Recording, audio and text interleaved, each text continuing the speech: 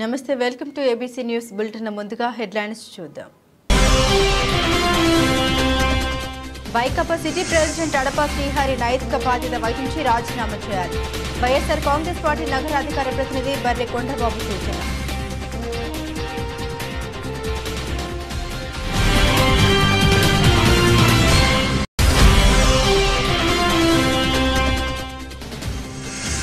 పోలవరానికి కేంద్రం 1,20,000 కోట్లు కేటాయించాలి. ఆదివాసీ మహాసభ న్యాయ సలహాదారు సూర్యనారాయణ డిమాండ్.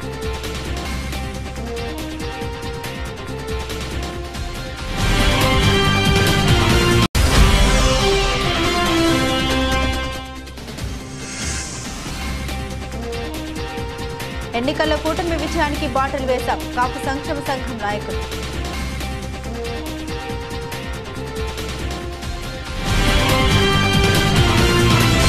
ఈదుల్ అజా నమాజ్ నెహ్రూ నగర్లోని ఈద్గాలో రాయల్ మాస్క్ ఫేష్ ఇమాం అలాజ్ మౌలానా అబ్దుల్ హఫీజ్ ఖాన్ రజ్వీ సాహెబ్ నమాజ్ భక్తి శ్రద్ధలతో చదవడం జరిగింది. ఈ సందర్భంగా మాట్లాడుతూ బక్రీద్ త్యాగం సత్యం విలువలు చాటుతూ ఓ మహోన్నతుని త్యాగాన్ని స్మరించుకుంటూ నిర్వహించుకునే పర్వదినం ఈ పండుగ. జీవిత సత్యాల్ని తెలియజేస్తూ మనిషి తన జీవన గమనంలో ఎన్నో పరీక్షలను ఎదుర్కోవాల్సి ఉంటుంది. అటువంటి వాటిని తట్టుకుంటూ సత్యం కోసం స్థిరంగా నిలబడి అందుకోసం అవసరమైతే త్యాగానికి సిద్ధపడ్డప్పుడే సత్ఫలితాలు అందుతాయని బక్రీద్ పండుగ నేపథ్యం ద్వారా తెలుస్తుంది. ఇస్లాంను విశ్వసించే బక్రీద్ శుభాకాంక్షలు తెలియజేశారు.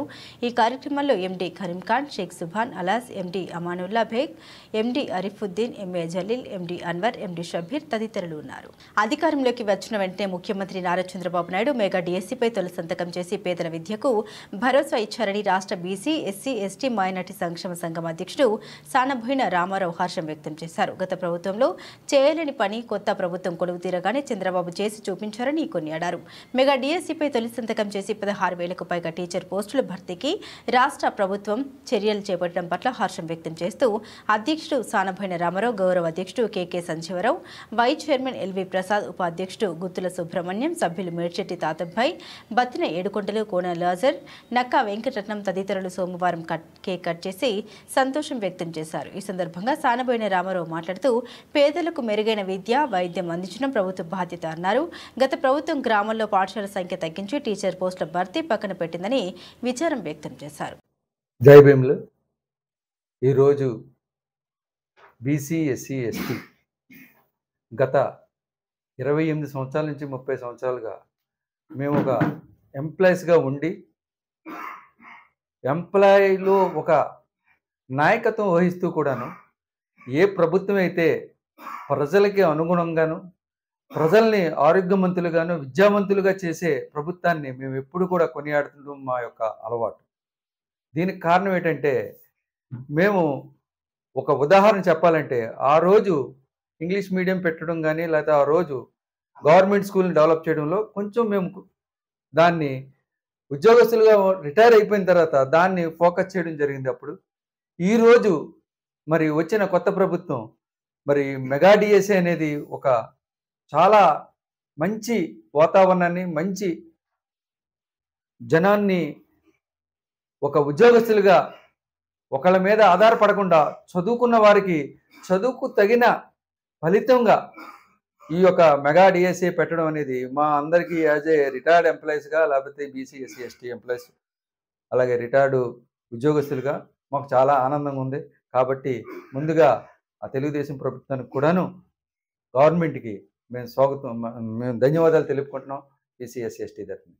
అలాగే ఈరోజు విలేకరులకి, మీడియా ప్రతినిధులకి Andhra Pradesh BC, SC, ST, minority సంక్షేమ సంఘం తరఫున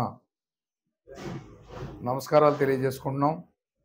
ఇవాళ ఈ కార్యక్రమం పెట్టడానికి ముఖ్య కారణం ఏంటంటే గతంలో టీచర్ పోస్టులన్నీ తీసేసి మెగా డిఎస్టీ ఇస్తాం, జాబ్ క్యాలెండర్ ఇస్తాం అని చెప్పి ఏ ఒక్కటి చేయకుండా కంప్లీట్గా విద్యా వ్యవస్థనే మోసం చేసినట్టు గవర్నమెంట్ని చూసాం.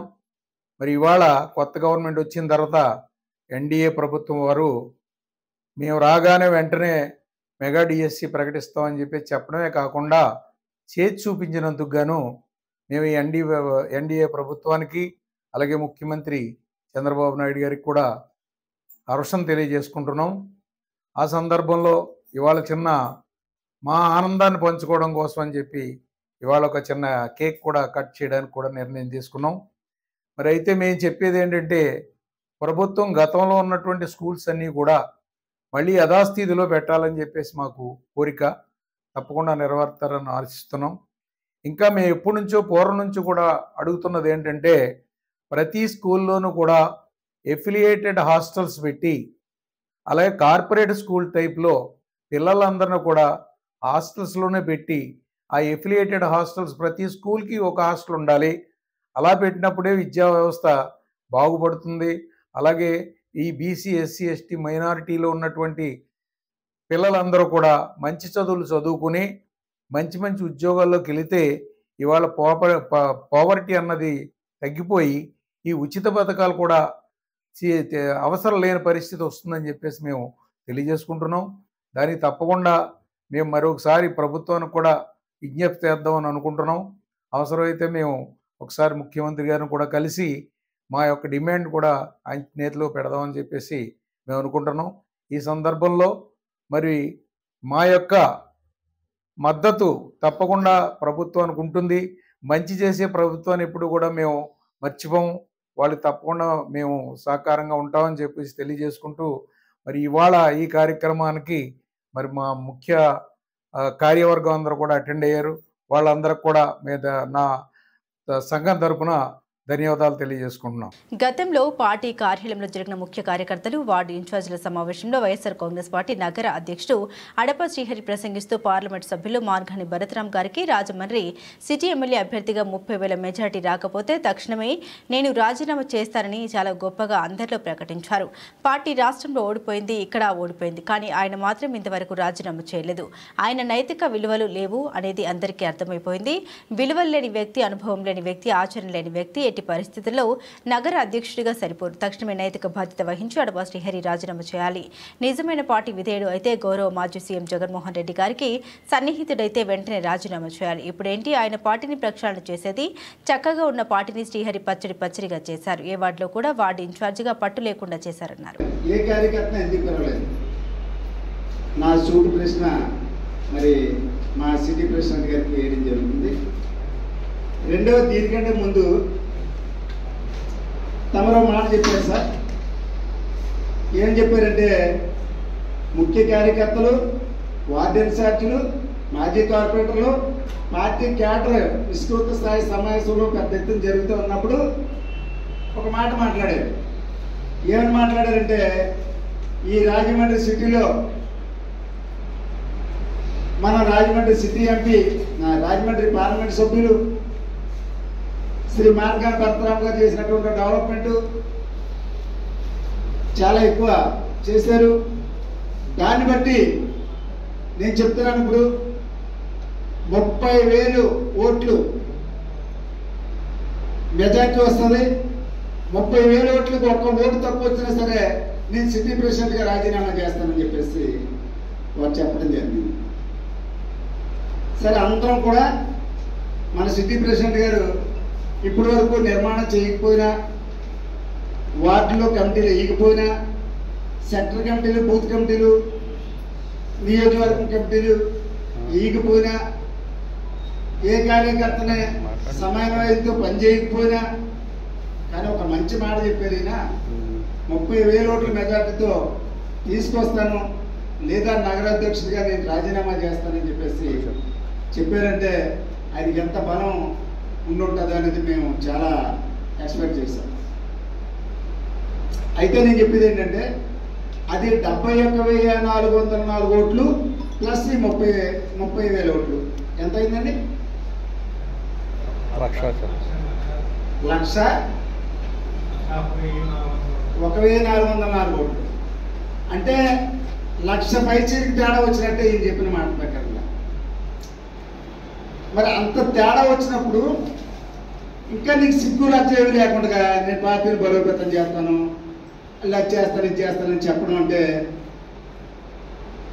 ఇప్పుడు అదేదో సినిమాలు అంటాడు, ఆయన కొల్లబెట్టేస్తే వదల బొమ్మాలి వదల, నన్ను ఇంద్రేసి కొల్లబెట్టేసి అన్నారు. ఇప్పుడు రాజమండ్రిలో 42 వార్డుల్లో ఉన్నటువంటి కొత్త భూసేకరణ చట్టం ప్రకారం 1,70,000 ఎకరాలకు 36 లక్షల చొప్పున నష్టపరిహారంగా 61,000 కోట్లు కేటాయించాలని ఆదివాసీ మహాసభ న్యాయ సలహాదారు అయినారపురపు సూర్యనారాయణ డిమాండ్ చేశారు. ఇంకా 93,000 కుటుంబాలకు R&R ప్యాకేజ్ ఇవ్వాల్సి ఉందని సవరించిన అంచనాల ప్రకారం కేంద్ర ప్రభుత్వం బడ్జెట్ విడుదల చేయాలని కోరారు. ది రాజమండ్రి ప్రెస్ క్లబ్లో సోమవారం జరిగిన విలేకరుల సమావేశంలో ఆయన మాట్లాడారు. గతంలో ప్రభుత్వం వేసిన లెక్కల ప్రకారం 2 జిల్లాల్లోనూ 1,05,601 కుటుంబాలు నిర్వాసితులవుతున్నారని, వీరిలో 56,504 మంది ఎస్టీ కుటుంబాలు ఉంటే అల్లూరి సీతారామరాజు జిల్లాకు చెందిన వారు 43,689, ఏలూరు జిల్లాకు చెందిన 12,815 కుటుంబాలు ఉన్నాయన్నారు. ఇప్పటి వరకు కేవలం 13,000 కుటుంబాలకు మాత్రం R&R కల్పించారని, ఇంకా 92,000 కుటుంబాలకు పునరావాసం కల్పించి నష్టపరిహారం చెల్లించాల్సి ఉందని, దీనికి 96,000 కోట్ల రూపాయలు అవసరమవుతాయన్నారు. ఇచ్చిన జీవో ఇప్పటి వరకు కూడా ఈ జీవో నుంచి 1 రూపాయి కూడా ఇవ్వలేదు. పైగా ఇవ్వకపోవడమే కాదు, అసలు ఈ జీవో కూడా పనికిరాదు. ఎందుకంటే ఎస్సీ ఎస్టీలకి చట్టంలో అదనపు ప్రయోజనాలు ఇచ్చినప్పుడు ఈ జీవోలో ఎక్కడా లేవు. అలా చట్టంలో ఉండగా జీవోలో అవన్నీ లేనప్పుడు ఆ జీవోలు పనికిరాని జీవో కావాలని ఇచ్చారు.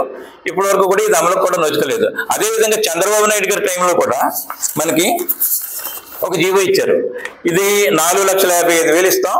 2016లో ఇచ్చిన జీవో ఒక ఇంటికి 4,15,000 ఇస్తాం గృహానికి షెడ్యూల్డ్ ఏరియాలో అని చెప్పేసి. కానీ ఇది ఎక్కడ అమలు చేయలేదు. 2016 నుంచి ఇప్పటి వరకు కూడా ఈ మేరకు ఎక్కడ కేటాయించలేదు. పాత పద్ధతిలో 2,80,000 ఇస్తున్నారు ఈ హౌసింగ్ కి. మరి 2,80,000 సరిపో కదా అంటే మళ్ళీ ఎక్కడికి వెళ్ళారు?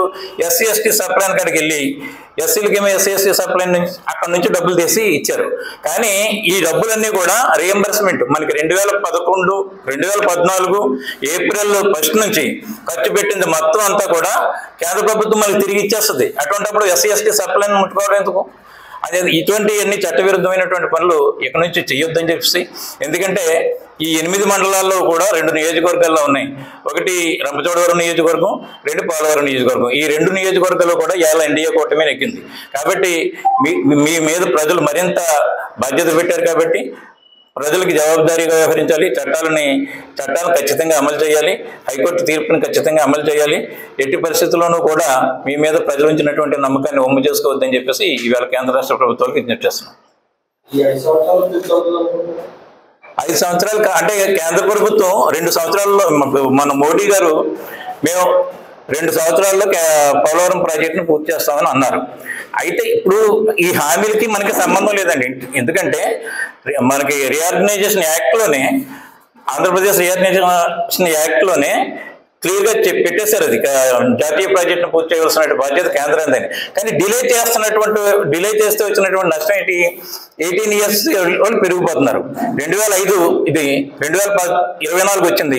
స్థానిక విఎల్పురంలో గల వీరభద్ర టెంట్ హౌస్ వద్ద కాపు సంక్షేమ సంఘం 10వ వార్డు ఇన్ఛార్జ్ పల్లెంటి సంజీవ్ ఆధ్వర్యంలో 10-11 వార్డుల సమావేశం జరిగింది. ఈ కార్యక్రమానికి బోర్రా పోతురాజు స్వాగతం పలికారు. ముఖ్య అతిథులుగా వీచేసిన వక్తలు మాట్లాడుతూ ఈ సంఘం 2014వ సంవత్సరంలో స్థాపించామని, కాపులో ప్రతిభ కలిగిన పేద విద్యార్థులకు ఆర్థిక సహాయం చేయడం కోసం అనేక విద్యాభివృద్ధి కార్యక్రమాలు చేపట్టడం జరిగిందని, కాపులో చనిపోయిన పేదలకు మట్టి ఖర్చు కింద కొంత నగదు, నిత్యావసర సరుకులు అందజేయడం జరిగిందని తెలిపారు. ఈ సంఘాన్ని అభివృద్ధి చేస్తూ ఇంకా మంచి కార్యక్రమాలు చేయడానికి అందరి సహకారం కావాలని కోరారు. పవన్ కళ్యాణ్ కోసం కూటమికి మద్దతుగా ఎన్నికలకు ముందు ఏర్పాటు చేసిన కార్యక్రమాన్ని విజయవంతం చేసి కూటమి విజయానికి కాపులందరూ ఏకతాటి మీదకు వచ్చి పనిచేయడం ద్వారా ఇంతటి ఘన విజయం సాధించడం జరిగిందన్నారు. ఈ ఘన విజయంలో ముఖ్య భూమిక వహించిన కాపులందరికీ ధన్యవాదాలు తెలిపారు. కులంలో ఎవరికైనా అన్యాయం జరిగితే సంఘం అండగా ఎప్పుడు ఉంటుందని హామీ ఇచ్చారు. అలాగే 10వ వార్డు ఇన్ఛార్జిగా ఉన్న సంజీవ్ సేవల్ని నగరానికి కూడా అవసరమని గుర్తించి నగర కమిటీలో తీసుకోవడానికి కమిటీ నిర్ణయం చేసిందని తెలిపారు. ఈ సందర్భంగా సంజీవ్ని అతిథులు శాలువాతో సత్కరించారు. ఈ కార్యక్రమానికి ముఖ్య అతిథులుగా గౌరవ అధ్యక్షులు రామినేడి మురళి, అధ్యక్షులు అరుణ్ శేషు, నారాయణరావు, ప్రధాన కార్యదర్శి చింతం వీరబాబు, గౌరవ సలహాదారులు MMVS ఎస్ సాయిబాబా, మీసల నాగు, గౌరవ సలహాదారులు Dondapati Satyambabu, chamber of commerce పూర్వ అధ్యక్షులు ఆకుల వెంకటేశ్వరరావు, యనుమల రంగబాబు వీచేశారు. ఈ కార్యక్రమాన్ని 10-11 వార్డుల కార్యదర్శులు బత్తుల సత్యబాబు, కొటికలపూడి విజయ కృష్ణ పర్యవేక్షించారు. రైల్వే నాగేంద్ర, బతిన్ నారాయణరావు, ఉప్పునూరి దుర్గాప్రసాద్, బండి సత్యప్రసాద్, వైవిడి ప్రసాద్, గున్నం శ్యామ్ సుందర్, బయ్యపునేడి సూర్య, మంచాల సుడేల్, వీణ వాసు, అల్లాటి రాజు, చక్రపాణి, నల్లంశెట్టి వీరబాబు, అడపమణి, కంది భవాని, గుంటి వెంకటరమణ, కోసూరి శ్రీనివాసరావు, పసుపులటి చైతన్య, నడిపింటి అప్పాజీ, తెక్కలి అప్పలరాజు, తలారి సురేష్, వెంకటపాటి సత్యబాబు పెద్ద సంఖ్యలో సంఘీయులు పాల్గొన్నారు. గౌరవనీయులు రామినేడి మురళి గారికి, అదేవిధంగా సంఘం అధ్యక్షులు అల్లూరి శేషనారాయణ గారికి, మాజీ ఛాంబర్ ఆఫ్ కామర్స్ అధ్యక్షులు మా అన్న దొండపాటి సత్యంబాబు గారికి, ఆకుల వెంకటేశ్వరరావు గారికి, మీసాల నాగు గారికి, అదేవిధంగా వేదిక మీద ఉన్న పెద్దలకి, వేదిక ముందున్నటువంటి సోదరిమణులందరికీ కూడా నమస్కారాలు తెలియజేస్తూ, మనం ఈ మీటింగు చాలా మంచి టైంలో పెట్టుకున్నాం. ఎందుకంటే ఈ రాష్ట్రంలో ఒక మంచి ప్రభుత్వాన్ని తీసుకొచ్చిన మీ అందరికీ కూడా ఒక్కసారి అభినందనలు తెలియజేస్తున్నాను. ఎందుకంటే మన పవన్ కళ్యాణ్ గారు ఏం చెప్పారు మనకి, మీకు ఎవరికైనా గుర్తుందా? పవన్ కళ్యాణ్ గారిని ఒక కుల నాయకుడి కింద ముద్ర వేస్తుంటే ఆయన ఒకటే చెప్పాడు, కులాల మధ్య విద్వేషాలు రెచ్చగొట్టడం కాదు నేను వచ్చింది, కులాలను కలిపి చూపిస్తానన్నారు. అదే విషయం మన ఎన్నికల్లో ఇక్కడ నిరూపించడం జరిగింది. ఎందుకంటే కాపులకి కొంచెం ఆవేశంగా ఉంటారు. ఏదైనా మాట అంటే మనం గమనపడం, ఒక మాట అవతరుడు అనేటప్పటికి మనం 100 మాటలు అంటాం, 100 దెబ్బలు కొడతాం. మనం అంత పౌరుషం ఉంటుంది మనకి. కానీ పవన్ కళ్యాణ్ గారు అన్న మాటకి మనం అందరం కట్టుబడి ఉండి ప్రతి కులంతో కలిసి పనిచేసాం ఈ ఎలక్షన్లో. మనం ఇదే వరవడిని మనం రాబోయే దశాబ్ద కాలాల పాటు కనుక మనం కొనసాగించినట్లయితే ఖచ్చితంగా మన కులం ఈ రాజకీయ పరంగా రాజ్యాధికారాన్ని ఛేదించగలమని మీకు సభాముఖంగా తెలియజేస్తున్నాను. ఇక్కడ చూస్తే మనకి కమ్మవారికి కానీ కాపులకు కానీ చాలా వైరస్యం ఉంటుంది, ఎక్కడా పడదు. అదేవిధంగా కోనసీమ సైడ్ తీసుకెళ్తే అక్కడ చెట్టుపల్లి సోదరులకి కాపు సోదరులకి పడదు అక్కడ. అలాగే అన్ని చోట్ల కూడా కులాలను కలిసి పనిచేసాం. రాజమండ్రిలో వెలమలతో కలిసాం మనం, అలాగే యాదవులతో కలిసాం, అలాగే పద్మశాలీలతో కలిసాం, ఎస్సీలతో కలిసాం, ముస్లిమ్స్తో కలిసాం. ప్రతి కులంతో ప్రతి జాతితో కలిసిన కులం కాపు కులం. ఇవాళ మనం అధికారంలో ఉన్నామంటే ఇదే వరవడిని కొనసాగించాలని మీ అందరికీ సభాముఖంగా కోరుతున్నాను. పవన్ కళ్యాణ్ అనే వ్యక్తి కోరిక కూడా ఇదే. ఆయనకి సపోర్ట్గా మనం అందరం ఉన్నాం కాబట్టి ఇవాళ ఇందాక పెద్దలు చెప్పారు, ఇక్కడ తెలుగుదేశం పార్టీ కానీ అక్కడ భారతీయ జనతా పార్టీ కానీ అధికారంలోకి వచ్చిందంటే ఖచ్చితంగా పవన్ కళ్యాణ్ గారితో మనందరం ఇక్కడ ఉన్న వాళ్ళందరూ కూడా కోఆపరేట్ చేశాం కాబట్టి ఈ ప్రభుత్వాలు మారటం జరిగింది. అదేవిధంగా ఇంకా సంక్షేమ కార్యక్రమాలు అంటే నేను కానీ సత్యంబాబు గారు కానీ రామిరెడ్డి మురళి గారు కానీ రాజకీయాల్లో ఒక అడుగేస్తాం, ఇక్కడ ఒక అడుగేస్తాం. కానీ రాజకీయాలకి ఎటువంటి సంబంధం లేకుండా నాకు తెలిసి ఒక 30 సంవత్సరాల పైనుంచి అల్లూరి శేషనారాయణ గారు రాజకీయ పార్టీలతో సంబంధం ఉండదు. ఈ సంక్షేమ సంఘాన్ని స్థాపించిన శేషనారాయణ గారికి ఆదివారం రోజున భారతదేశం అంతా ఒక పవిత్ర దినంగా అమలయ్యే విధంగా జాతీయ సెలవును ప్రకటించాలని, అందుకు ఒక చట్టాన్ని రూపొందించాలని ఆదివారం నాడు ప్రకృతి నుండి విడుదలయ్యే కొన్ని కిరణాలకు భారతదేశ గడ్డపై జన్మించిన పుట్టుకకు అంతుపట్టని శక్తి జన్మతా ఉంటుందని, అందుకే ఆ రోజున బ్రిటిషర్స్ మద్యం, మాంసాలు, ఇతర దైవాగ్రహానికి గురయ్యే వ్యసనాలకు భారతీయుల్ని బానిసలుగా మార్చి మన పవిత్ర కర్మభూమిని కలుషితం చేశారని, బ్రిటిష్ వారు భారతీయులపై అమలు చేసే ప్రతి కుట్రకు ఆనాడు గాంధీ, నెహ్రూల సహాయ సహకారాలు ఉన్నాయనడంలో ఏమాత్రం సందేహం లేదని, బ్రిటిష్ వారు భారతదేశానికి చేసిన ప్రతి పాపంలోనూ గాంధీ, నెహ్రూలకు పాపపు భాగంలో వాటా ఉందని, వారు చేసిన పాపాలు నేడు భారతీయులు శాపంగా వెంటాడుతున్నాయని, వీరి కారణంగా సుమారు 10 దశాబ్దాల పాటు జీవితాలు సర్వనాశనం అయిపోయాయని, వాస్తవ చరిత్రకు నిప్పు పెట్టి ఆ స్థానంలో చరిత్రహీనుల చరిత్రను బాల్యం నుండి బుర్రల్లోకి ఎక్కిస్తూ భారతదేశానికి తీవ్రమైన ద్రోహం చేశారని ఆయన తీవ్ర మనస్తాపం చెందారు. రాష్ట్రీయ ప్రజా కాంగ్రెస్ వారాంతపు సమావేశానికి ఇచ్చేసినటువంటి పార్టీ సెక్యులర్స్ అందరికీ నా ప్రత్యేక ధన్యవాదాలు. ప్రధానంగా ఈరోజు రాష్ట్రీయ ప్రజా కాంగ్రెస్ పార్టీ ఒక భారతీయ మూలాల్లో నుంచి మత సామరస్యానికి ధీటుగా ఒక కార్యాచరణని రాష్ట్రీయ ప్రజా కాంగ్రెస్ పార్టీ నుంచి మోడీ సర్కార్కి విజ్ఞప్తి చేస్తున్నాం. ఏంటంటే ఆదివారం సెలవు దినాన్ని పూర్తిగా రద్దు చేసి అది లక్షవారానికి మార్చమని రాష్ట్రీయ ప్రజా కాంగ్రెస్ పార్టీ నుంచి ప్రపోజల్ పెడుతున్నాం. ఎందుకంటే బ్రిటిష్ ప్రభుత్వ కాలం నుంచి కూడా ఆదివారాన్ని ఒక వ్యసనాలకి అలవాటుగా చేసినటువంటి రోజుగా ఈ భారతదేశంలో ప్రతి భారతీయుడికి అలవాటుగా చేశారు. ఎందుకంటే డివోషనల్ డే అది. ఆదివారం అనేది ఈ భారతదేశంలో పుట్టినటువంటి ప్రతి వాడికి కూడా సూర్యకిరణాలు బాడీలో ప్రవహిస్తాయి, ఎంత పవిత్రంగా ఉండాలి, ఆ రోజు జ్ఞానం కూడా ఉత్పత్తి అవుతుంది అని మన చరిత్ర చెప్తుంది. మనిషికి మేధస్సు వస్తుంది, అని. ఎందుకంటే ఆ రోజు సూర్యకిరణాలు నేరుగా పడతాయని. దీన్ని గమనించినటువంటి బ్రిటిష్ వాళ్ళు దాన్ని జాగ్రత్తగా అన్ని రకాల వ్యసనాలకి సెలవు ప్రకటించేసి అందరూ చక్కగా పాడవుతూ ఉంటే మా పాలన మేము సాగించుకోవచ్చని చెప్పి వాళ్ళ కుట్రతో పెట్టినటువంటి ఆ రోజుని రాష్ట్రీయ ప్రజా కాంగ్రెస్ పార్టీ ప్రపోజల్ పెడుతుంది రద్దు చేయమని. రద్దు చేసి లక్షవారానికి మార్చమంటున్నాం. భారతదేశంలో ఇలాంటి ప్రపోజల్ పెడితే మోడీ సర్కారు ప్రతిదాన్ని రాజకీయ కోణంలో చూస్తుంది. అలాగే ఏదో ఒక రాజకీయ స్వార్థ ప్రయోజనాన్ని ముడిపెట్టి చేస్తుందేమో అనే భయంతో మరలా శుక్రవారం నాడు పెడదాం అంటారు. శుక్రవారం అనేది ఇప్పటికీ కొంతమందికి పవిత్ర దినం ముస్లిమ్స్కి. ఈ భారతదేశంలో ముస్లిమ్స్, క్రిస్టియన్స్, హిందువులు అందరూ సమానమే. దీనికి రోజులకి ఈ కులాన్ని, మతాన్ని అడ్డు పెట్టుకుని రాజకీయ లబ్ధి పొందాలనుకోవడం చాలా తప్పుడు సంస్కారం. ఇది భారతీయ జనతా పార్టీ ప్రతిదీ కూడా కులానికి, మతానికి, ప్రాంతాలకి ఆపాదిస్తూ రాజకీయ లబ్ధి ఎలా పొందాలనేది ఆలోచిస్తుంది. కాబట్టి మేము రాష్ట్రీయ ప్రజా కాంగ్రెస్ పార్టీ మా సెక్యులర్స్ అందరం కూడా కేంద్ర ప్రభుత్వానికి, రాష్ట్ర ప్రభుత్వానికి ఒక విజ్ఞప్తి చేస్తాం. ఆదివారం రాష్ట్ర ముఖ్యమంత్రి వర్యులు నారా చంద్రబాబు నాయుడు సోమవారం పోలవరం ప్రాజెక్టు పనుల్లో ప్రతి విభాగంలోని పనుల ప్రగతిని పరిశీలించారు.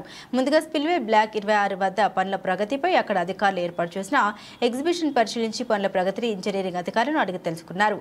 అనంతరం guide bund, gap 3 USCD, gap 1, gap 2 DSED వద్ద చేపట్ట పనుల్ని ఇంజనీరింగ్ అధికారులను అడిగి తెలుసుకున్నారు. అనంతరం power house down stream, up స్ట్రీమ్లలో జరుగుతున్న పనుల్ని పరిశీలించారు. ఒక్కొక్క విభాగం వద్ద 10 నుండి 15 నిమిషాల వరకు సమయాన్ని కేటాయించుకుని అక్కడ పనుల ప్రగతి, చేపట్టిన పనుల గురించి సవివరంగా ఇంజనీరింగ్ అధికారులను అడిగి తెలుసుకున్నారు. ముఖ్యమంత్రి వెంట ఇరిగేషన్ శాఖ మంత్రి డాక్టర్ నిమ్మల రామానాయుడు, రాష్ట్ర మంత్రులు కందుల దుర్గేష్, కొలుసు పార్థ సారథి, వంగలపూడి అనిత, శాసనసభ్యులు బుచ్చయ్య చౌదరి, చింతమనేని ప్రభాకర్, చిట్టి బాలరాజు, బడేటి రాధాకృష్ణయ్య, చింతమనేని ప్రభాకర్, పచ్చమట్ల ధర్మరాజు, బొడిశెట్టి శ్రీనివాస్, జిల్లా collector V Prasanna, Venkatesh, SP D Mary Prashanti, joint collector B Lavanya Veni, RDO Addayya ప్రభుత్వాలు పాల్గొన్నారు. దీన్ని తీసుకొని హైయర్ లెవెల్లో తీసుకొని అక్కడికి పురుషోత్తమ వైకుంఠపురాన్ని తీసుకోవడం కంటే ఇక్కడి నుంచే లిఫ్ట్ పెట్టి అది అప్రోప్రియట్ పాయింట్ అక్కడి నుంచి చేసుకోవడమా, కాబట్టి ప్యారల్ కెనాల్ కొడుతుంది. ప్యారల్ కెనాల్ కొట్టినా మళ్ళీ ఇదే పరిస్థితి పోతే వాటర్ పోతుంది. లెవెల్స్ పర్మిట్ చేస్తే లాస్ట్ నాటికి ఈ కెనాల్ పర్మిట్ చేస్తుంది.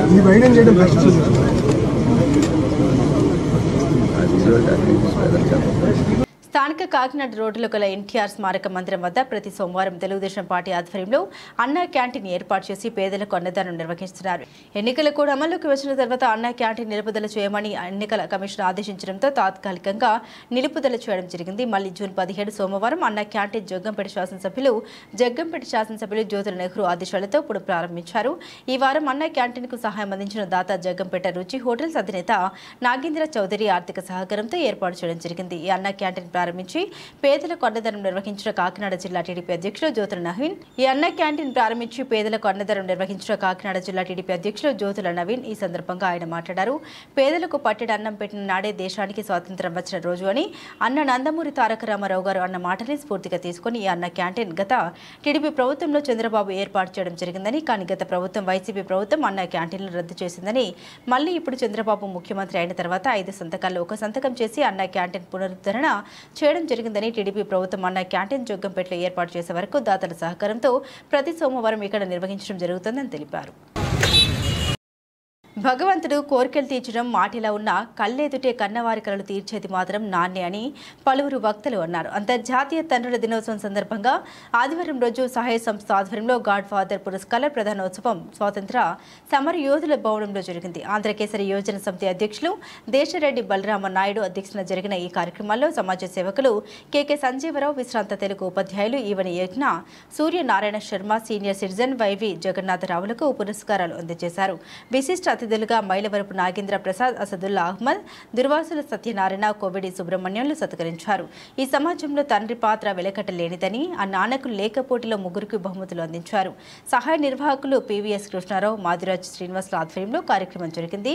కొత్తపల్లి భాస్కర రామం, సూర్యకుమారి, ఏచూరి శ్రీరామచంద్రమూర్తి, ప్రసన్న దంపతులు సన్మాన పత్రాలు అందించారు. పురోహిత ప్రముఖులు రెండుచింతల శ్రీనివాస్ ఆశీస్సులు అందించారు.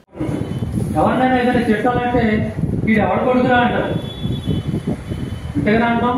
వాడు మంచోడు చట్టోడు ఉన్నాడు అనుకోండి, మంచోడు ఎలా ఉన్నా అది చట్టోడు ఎవరు కొడుకు అని అడుగుతాడు.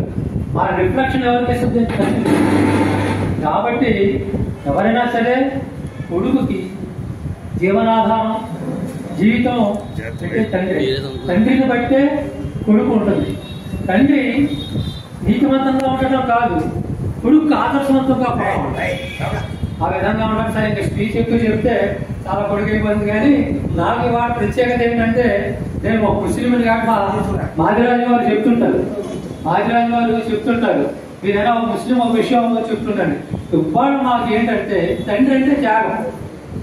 అలాంటిది ఇవాళ మాకు ఇవాళ రేపు బక్రీద్ పండగ. బక్రీద్ పండగ అంటే ఏంటంటే త్యాగాల పండగ.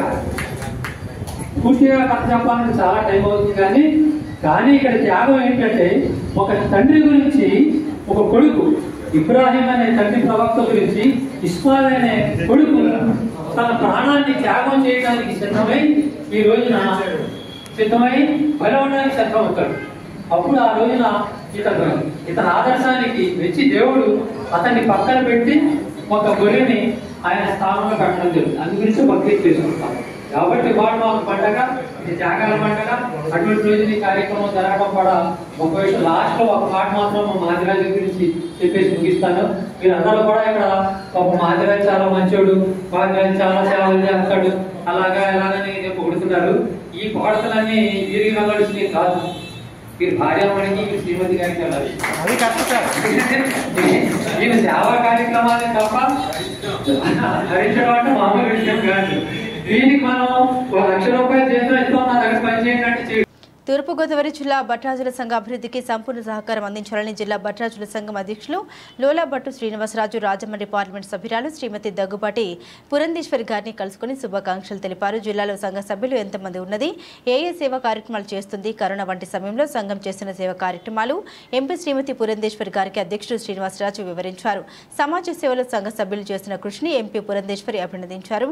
ఈ సందర్భంగా పురంధేశ్వరి గారిని జై శ్రీరామ కండువా కప్పి పుష్పగుచ్చం ఇచ్చి భారతదేశానికి స్వాతంత్ర్యం వచ్చి 75 సంవత్సరాలు నిండిన సందర్భంగా కేంద్ర ప్రభుత్వం వారు తలపెట్టిన ఆజాదీ కా అమృత్ మహోత్సవాల్లో భాగంగా తూర్పుగోదావరి జిల్లా భట్రాజుల సంఘం వారు ముద్రించిన అమృత భారతి పుస్తకాన్ని బహుకరించారు.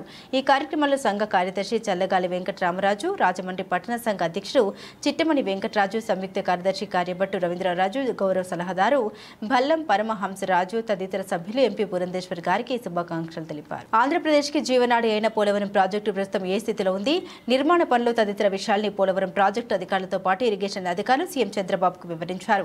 ముఖ్యమంత్రి చంద్రబాబుతో పాటు రాజనగరం బత్తుల బలరామకృష్ణ కూడా ఈ పర్యటనలో పాల్గొన్నారు. కాగా పోలవరం ఎడమ కాల్వ రాజనగరం నియోజకవర్గంలోని సీతానగరం మండలంలో ఉన్న సంగతి తెలిసి. బులెటిన్ ముగించే ముందు హెడ్లైన్స్ మరోసారి. వైకాపా సిటీ ప్రెసిడెంట్ అడపా శ్రీహరి నైతిక బాధ్యత వహించి రాజీనామా చేయాలి. వైఎస్ఆర్ కాంగ్రెస్ పార్టీ నగర అధికార ప్రతినిధి బర్రె కొండబాబు సూచన.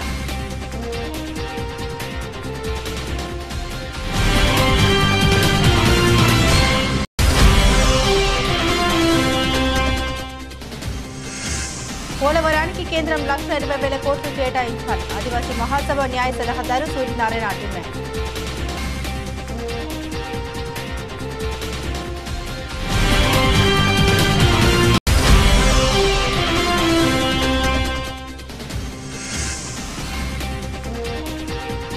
ఎన్నికల్లో కూటమి విజయానికి బాటలు వేశాం, కాపు సంక్షేమ సంఘం నాయకులు.